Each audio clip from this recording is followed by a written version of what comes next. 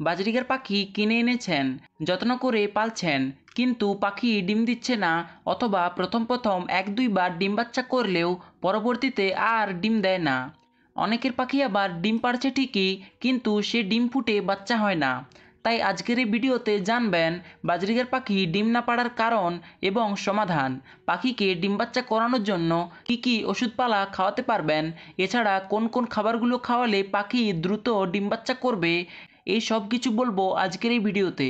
তাই আর দেরি না করে আসুন জেনে নিই বাজরিগার পাখি ডিম না পাড়ার কারণ ও সমাধান সম্পর্কে। নাম্বার 1, শরীরে অপুষ্টি। পাখির শরীরে ডিম তৈরি হওয়ার জন্য প্রচুর মাত্রায় ক্যালসিয়াম, আয়রন, ম্যাগনেসিয়াম প্রয়োজন হয়, যেগুলো পাখির ডিমের খোসা তৈরিতে প্রয়োজন। কিন্তু অনেকে আছেন যারা পাখিকে শুধুমাত্র এক ধরনের খাবার খাইয়ে থাকেন, যার ফলে পাখির শরীরে অপুষ্টি দেখা যায়। আর ফলস্বরূপ একটা পাখির ডিম বাচ্চা করার জন্য যে উপকারী মিনারেলস প্রয়োজন সেগুলো পায় না।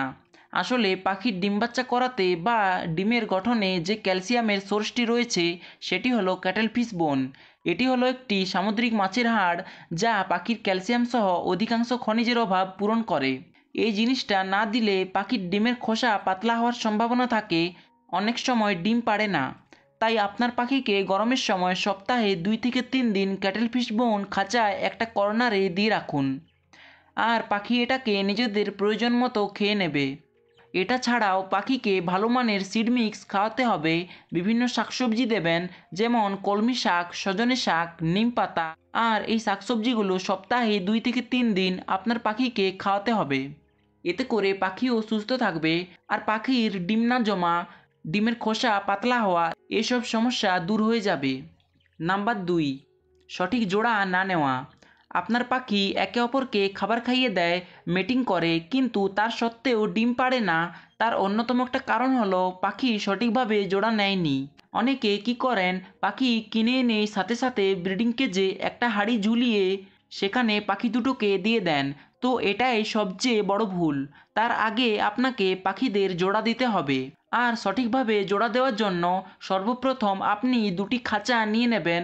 এরপর খাঁচা দুটিতে পাখি দুটোকে আলাদা করে পাশাপাশি 5 দিনের জন্য রেখে দেবেন।